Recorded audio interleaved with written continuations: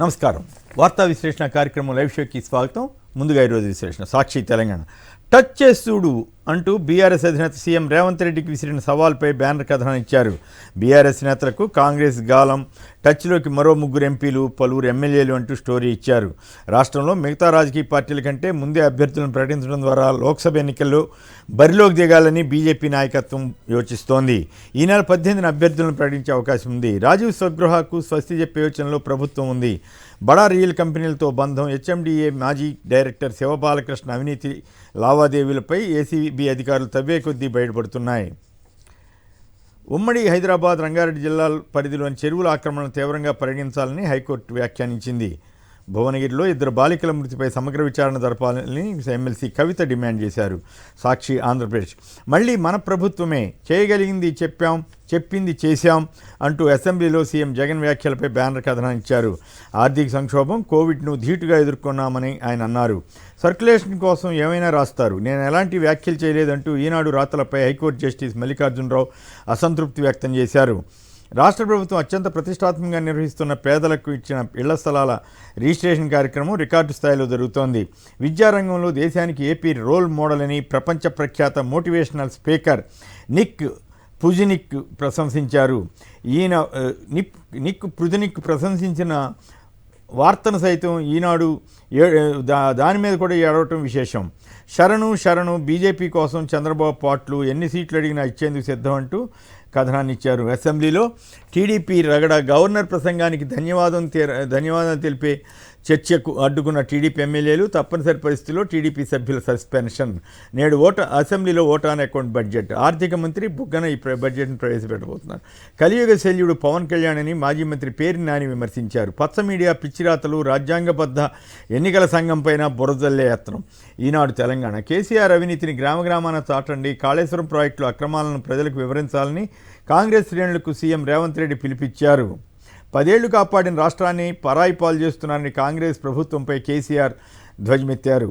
Machine భగీరథపై vigilance విచారణ చేయించే యోచనలో ప్రభుత్వం ఉంది. ఎస్సీ ఎస్టీ రిజర్వేషన్ల వర్గీకరణ రాష్ట్ర ప్రభుత్వాలు చేయొచ్చా, వాటికి అధికారం లేదన్న 2004 తీర్పు చెల్లుబాటును పరిశీలిస్తామని సుప్రీంకోర్టు ప్రధాన న్యాయమూర్తి చంద్రచూడ్ చెప్పారు. ఈనాడు ఆంధ్రప్రదేశ్ విశాఖ ఉక్కుకు జగన్ తుప్పు అంటూ మళ్ళీ రోజు రాసిన వార్తలే రాస్తూ జనాన్ని విసిగిస్తోంది ఈనాడు పత్రిక. జగన్ ఇంటికి పంపించేందుకు ప్రజలు సిద్ధమయ్యారంటూ చంద్రబాబు వార్తలకి అత్యంత ప్రాధాన్యత ఇచ్చారు. జగనన్న పాపాలు, ఊరూర వాలంటీర్లు అంటూ వాలంటీర్ల వ్యవస్థ మీద కూడా మళ్ళీ ఏడ్చిపోయింది ఈనాడు. విసిగి వేసారి సర్పంచ్ పూనుకుని అంటూ సర్పంచ్కి సంబంధించిన కథనాన్ని ఇచ్చారు. ప్రపంచ ప్రఖ్యాత మోటివేషనల్ స్పీకర్ నిక్ ఉజినిక్కు తప్పని జగన్ భజన అంటూ జగన్ని మెచ్చుకుంటే కూడా ఈ పత్రిక ఓర్వలేక రామోజీరావు చండాలపు కథనాలు ఇస్తున్నారు. దద్దరిల్లిన సభ, నిత్యావసర ధరల పెరుగుదలపై టీడీపీ వాయిదా అంటూ కథనాన్ని ఇచ్చారు. నమస్తే తెలంగాణ కృష్ణా ప్రాజెక్టుల కోసం కేసీఆర్ జంగ్ సైరన్ అంటూ స్టోరీ ఇచ్చారు. ఈ నెల 13న బీఆర్ఎస్ సభ నల్గొండలో జరగబోతోంది. ఫ్రాడ్ కంపెనీకి మూసీ ప్రాజెక్టు ఆసక్తి కనపరిచిన సింగపూర్ సంస్థ మెయిన్ హార్ట్ అంటూ స్టోరీ ఇచ్చారు. పాకిస్తాన్లో ప్రజలను, బ్యాంకులను ముంచిన కంపెనీ అంటూ ఒక వార్త ఇచ్చారు. 500 గ్యాస్కే అమలుకు 3 ప్రతిపాదనలు, అమలు విధి విధానాల తయారీపై సివిల్ సప్లైస్ శాఖ కసరత్తు చేస్తోంది.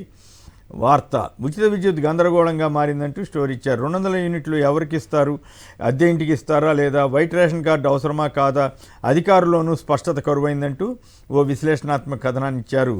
అప్పుడే తెలంగాణలో ఎండలు మండుతున్నాయి. భూపాలపల్లి, ఆసిఫాబాద్లో అత్యధికంగా 36.9 డిగ్రీల ఉష్ణోగ్రత నమోదైంది. ఆంధ్రప్రభ ఆయన డైరెక్టరే కాదు, ఇన్సైడ్ డిక్టేటర్ అంటూ హెచ్ఎండిఏ మాజీ డైరెక్టర్ శివబాలకృష్ణపై స్టోరీ ఇచ్చారు. వెలుగు ఏపీ నీళ్ల దోపిడీపై నాడు గప్చిప్, నేడు గాయ్ అంటూ కేసీఆర్పై విమర్శలు చేస్తూ ఒక కథనాన్ని ఇచ్చారు. ఏపీ అక్రమాలకు వంతపాడిన అప్పట్లో కేసీఆర్ వంతపాడారని రాశారు. మిషన్ భగీరథలో అక్రమాలను నిగుదేల్చడంపై రాష్ట్ర ప్రభుత్వం ఫోకస్ పెట్టింది. లోక్సభ ఎన్నికల్లో బీసీలకు ఎక్కువ సీట్లు ఇవ్వాలని కాంగ్రెస్ నిర్ణయించింది. డక్కన్ క్రానికల్ దేశంలోని నిమ్న వర్గాలకు సంతృప్తి స్థాయిలో సంక్షేమం చేర్చడం అసలైన సెక్యులరిజం అని ప్రధాని నరేంద్ర మోడీ అన్నారు. టైమ్స్ ఆఫ్ ఇండియా లోక్సభ ఎన్నికల వేళ శరద్ పవార్కు బిగ్ షాక్, చేజారిన ఎన్సీపీ పార్టీ గడియారం గుర్తు, అజిత్ పవార్ వర్గాన్ని అసలైన ఎన్సీపీగా గుర్తించిన కేంద్ర ఎన్నికల సంఘం. ఇవి ప్రధానంగా పత్రికలో వచ్చిన వార్తా విశేషాలు, వాటికి సంబంధించిన విశ్లేషణ. ఇక ఈరోజు